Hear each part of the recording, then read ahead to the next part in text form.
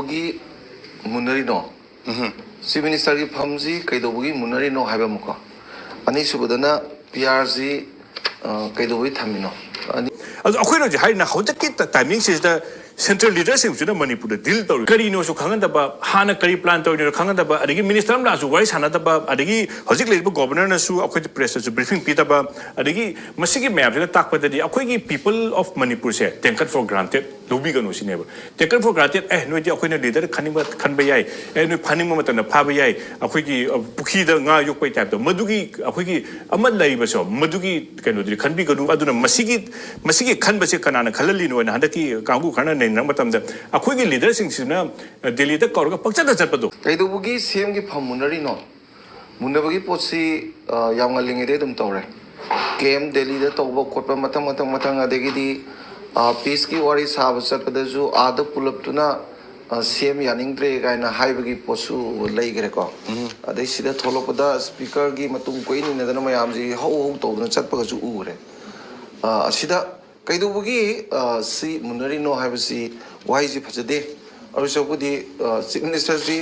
मोई party मनुंगदगी MLA मयामजी की मरक्तगी सिनबा पामिजी करिगिनो ना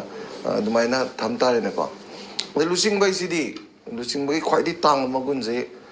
लारिक हाइबा इतबा दु अदा मतिक साब सादो तोंगान बमनेबको मागी ख्वाइदी तांग मगुनदी he has to understand the problem of his subordinate groups का मंगोदा सौगतना लरिबा मागी मी मयामदो my colleagues मयामदो अदुगी प्रॉब्लम जे अंडरस्टैंड तोगदौनेबा अदुना मोइदी पुन्ना इरोइमिनबा अदे पुन्ना लुमिनबनिनाको कलेक्टिवली मोइसी वर्क तौनिना पार्लियामेंट्री डेमोक्रेसी ददी लीडरशिप सी मतिक साबा क्राइबु कोगेदा लेपाकी प्रॉब्लम मयामसु लेहंदबा अदेगी मरुओइना लेपाकी प्रॉब्लम दिखर लाइरी मो इंटरनल प्रॉब्लम लेहंदबा पार्टी मनुंग द प्रॉब्लम लेहंदबा पार्टी से आपसना स्मूथ सेलिंग तौबदो अदु लीडरशिप से मतिक साबा ओइदोइनेबा अदा अदु कमाई तौरबा मतिक सारे नो हाई कांदा करिगुम कांदा लीडरशिप से मखन याम लेबा डेमोक्रेटिक लीडर्स तसेंगबदी डेमोक्रेटिक सिस्टम निना डेमोक्रेटिक लीडर्स होगदमने डेमोक्रेटिक लीडर्स होइतारदी शेयरिंग लोइ चंगे whether it may be values or ideas or everything ko value sharing da ju change akhoi masin loina bak tana tinaraga togom tobdu toraga aina jupiba moina jupiba aina juloba moina juloba my give and take makes a good friend edo adumaina loina raga laaga di aina khanbada thidona akhoi gi our leader is the great and haiba adum yawe ko adu natraba habidi amagi wa tabi draba amagi problem understand to draba kaiguma matam da sharing to draba ama to kanda di warona bagi posi lakpagi mami tabasu leiba aduna khoi manipur context sida ani jigi manungda ama leibra haibasi ma yengbu changeba karigi noida hana yana do meyamsi kana ba phangdagi phan chongjanaraga napsan yaw that means sai value ledendo value phangadi value base aisini अदुगु मसुलाई अदुना थमी बपोसे अदोम दि ngai jabani ani sibadana KEIDOUBAGI PR thamdoino within the BJP party da sumaina Erang lay je khangadi from the very beginning magi high command sing ju mayam ji tasin khomjana ba tobi bi yana kainoida sidalari ba BJP gi members or MLA mayam jina akhoi di central high command haibadu loi tawni na leibadonu tawidana ko अदुमाइन लेबदम तोबदु अकोन बगी speaker ना सलु Baddi यादरे अदुना cinema केंद्र की minister खेमचान कौरे खेमचान जु यादरे अदेगी दिलाजी मथंग लक्ष्नरी नेबा पाइथोको पाइसिन ग तौनगी म्यामदो अदुदगी नेबको PRC president rule सी कोई थमदबदु दे अमाने हारजु PR गुमनिको हाना कोई state claim तौदरे state की फंक्शन ग खरा चटप कोट नतना क्लेम तौदेबको अदुगा यामरु बे यूनिफाइड कमांड वगैरह अदगी सिक्योरिटी के एडवाइजर करी अदगी DGP वगैरह अदगी चीफ सेक्रेटरी वगैरह लोई थारागा तो गाक्तने अखोई स्टेट की कईम लेत्रगुमनेबको लेते जी सेंगना खंगे जी हानगी CM ना गवर्नर दा यूनिफाइड कमांड मोदे पीबी हाइबो लेग्रेदना आइदी हानजु दुम PR गुमने हाइबनिदा हाइदोक तबी वानेबा अदुदी दिल्ली ना from the very beginning union government ना PRG पामबगी पोट लाय हाइदी इरांग सिमोइना पाइनिंग बगी पोट लेग्रेबा सी स्टेट ना पाइरम मदि आइदी आम थु लोइने खलेबा si kaisuli benateba ado state ki makudai mullaga moina eta paira to kibse aduga hanagi CMJ mari pak maramdam yam nusiyo mini ma dum fasana thengna ga do thengna ma kaimuk to hondana ko moina Delhi na loi to bosi de mani yaru budu ne miyam waru isu thengna madi confrontation ma to madi ko nagi ngasi speaker na chapo ro adegi khemcha na chapo ro moina ha bu shaya adegi la idina kara yena ba khona ba to ga khoina state na mai loi no the state ki ponin to jaga da budu hana dagi 355 chana bi mo lakre koi honorable CM na mukti my public kenoma the gathering amada 355 leite hai ado my spokesperson na di lei hai adu ki ju chai na balai dana ada PRC thamning bagi mong da to boji handa ki du PR thamna na bo hona bada my amit patra na laga to idu yam na lotion be ai ba because moi gi hoji lai ba dissidents group ki majority lai ba leader lai ba thawai na masak khang do ga moi na lepa bok da thawa sa dre ba aduna di PR thamningi hai ba sim di senge thamai ji animated suspension to bujim di phare ko hai di legislative assembly ki legislative members in the activities to suspend to we wa de ne ba muhin kat kan doi ne ba vote ka di mu to roi de na ko aduda si thammi ji ga loina na ko ni yeng jabada hoji ka he na akoi na mamang de gi nei na matam da hai ba India ki national issue da internal magi kenogi moron security ki to mali Erang sida sum sang toi jaga na hai gi dana samara no jik se PR leba mam lai ting mang de su pha ba pun ba lep tran towi hoji PR le kan di khara he large scale pha ga le Delhi na par kan di yam nuai re sin mi sem khai nai ba udre hai di jingju tamju samara tore football sang de nong mai pai ba jing du pha re wari bo ba adagi lambi da so jam bo do gera khoi ki do gera kotugi jaga sida lambi da sen khai da thing ko tan tok ju thuai re aduda mo security force in report tore ko aphaba mai ona ta ba to de yar tra ba okay hadi state sina chungoi wo thamaga asoy me am du state ta taina laga center tu min layer manina chungoi du lok thokra di inga uredra kana no je adu de moi ga sengba masak tu ulak pa ya na to some extent hoji hapet miyamna sum u da kra chum na torpa man bagi pot lei bu du wanda adu aseng badi PRC union government na thamning na thambane jidi soidre na yara ma lakhi bise masi June gi hek first week ta laga June 18 to eba masi gi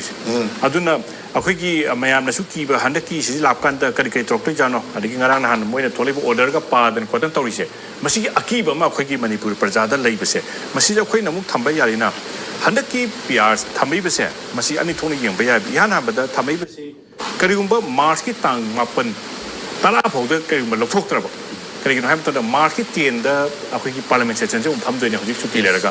March ki 10 phau da lokthok tra ba adu tari khak kuina thamba ya bagi adu ki process ama ma le ba kari gino ham ta once parliament phamadi opposition na law bo khong ba madu ki nenar ko lakpani na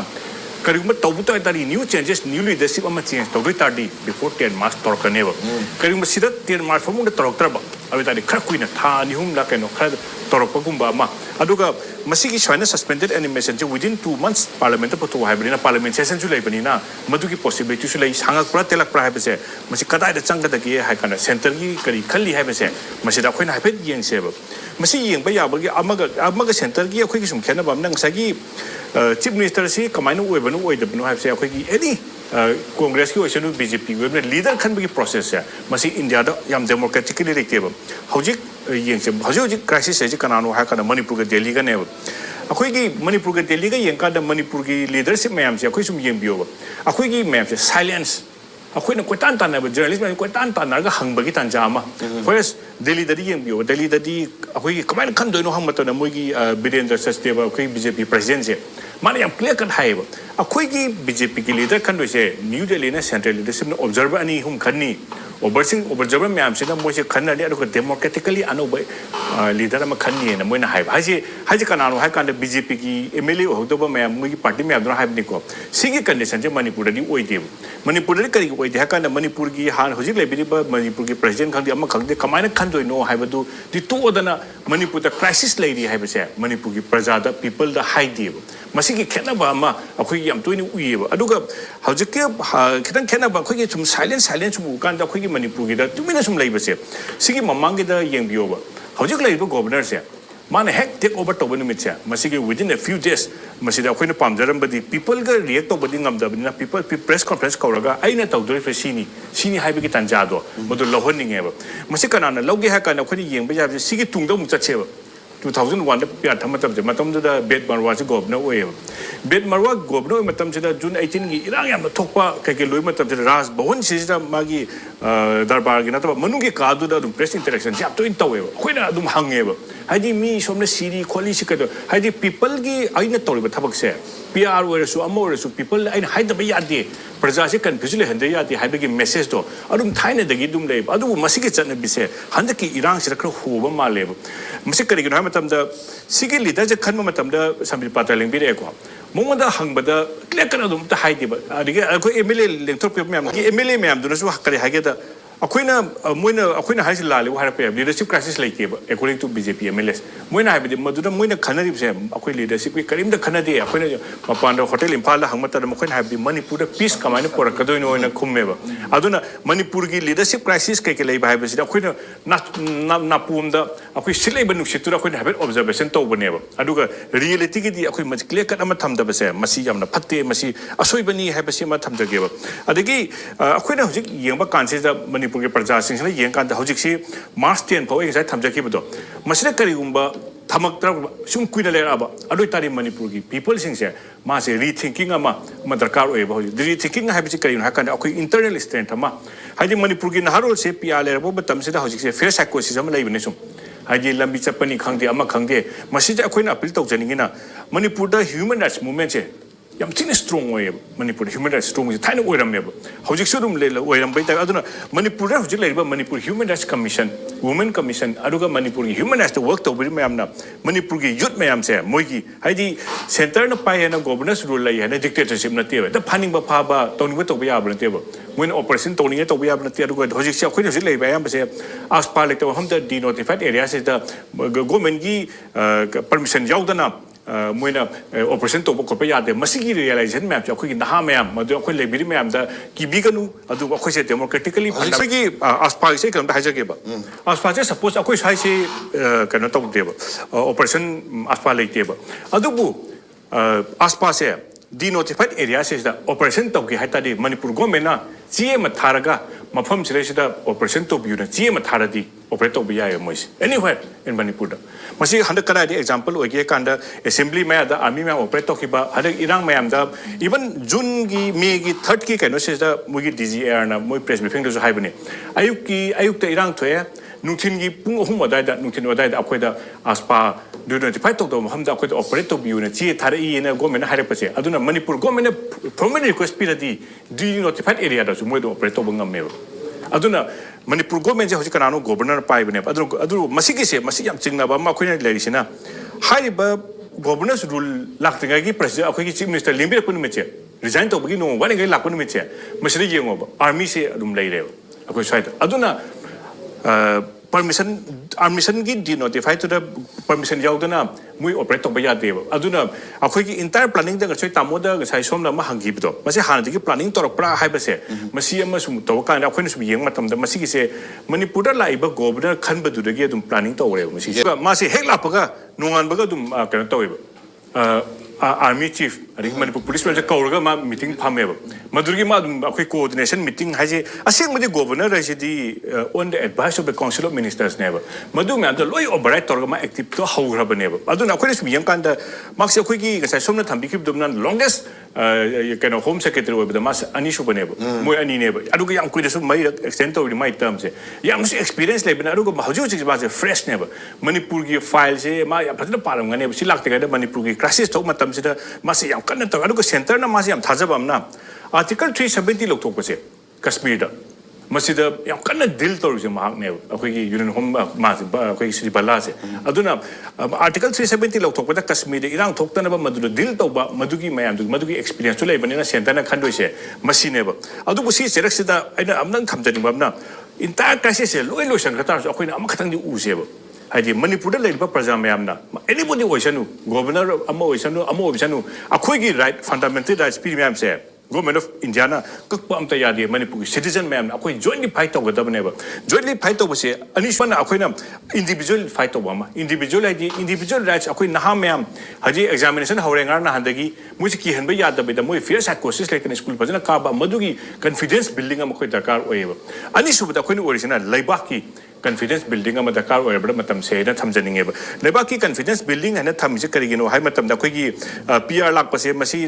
hege ki singa sai June 1 June 2 da ne ba koi PR 2001 da lak hibo June 18 2 weeks there kan da Manipur da Erang to eba aduna masis da akhoi na yeng do sina government of matam da government of India se hojik se mana akhoi gi pot yam kana clearly haida ba se clearly haida hairaga amaga ningsang eba akhoi gi 11 July 2004 se da thangjam manroma se nongmena ka pa hale matam da 17 Assam Rifles ni ko madu to ka da matam da akhoi gi Erang yam kana matam se matam da Union Home Minister se Shivraj Patil se lae matam da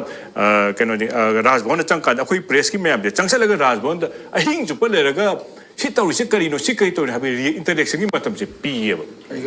unai ni ara khoi ahing ja changaga Shivraj Patil se unai eba akhoi ro ji hai na hojaki timing se da central leadership su na Manipur da dil tawri se prem haidi karino su khanganda ba hana kari plan tawri khanganda ba adigi minister am la su wai sana da ba adigi hojik le governor na su akhoi press su briefing pi da ba adigi masigi map se tak pa da di akhoi gi people of Manipur se taken for granted lobi ga no sineba taken for granted no di akhoi na leader khaning ba khan ba yai no phaning ma ta na pha ba yai akhoi gi pukhi da nga yok pai type to madugi akhoi gi amal lai ba so madugi kano di khan bi ga nu aduna masigi khan ba se kanana khalali no na handaki kangu khana nei na matam da akhoi gi leader sing sina Delhi da kor ga pakcha da chat pa do ari kanom tore pangkong to ko akhoi si usilan da ba gi kanom to bodo akhoi no ji harisina akhoi gi leader mayam na su akhoi se Senten usilan biu aduga yam toina hani akhoi gi mukna bangamba mit jana bangamba akhoi gi soldier mukhai na bangamba adumba leader aduna handaki oirakpa tarabadi madu yawba madu tana na bo hona biu madu na tadi akhoi gi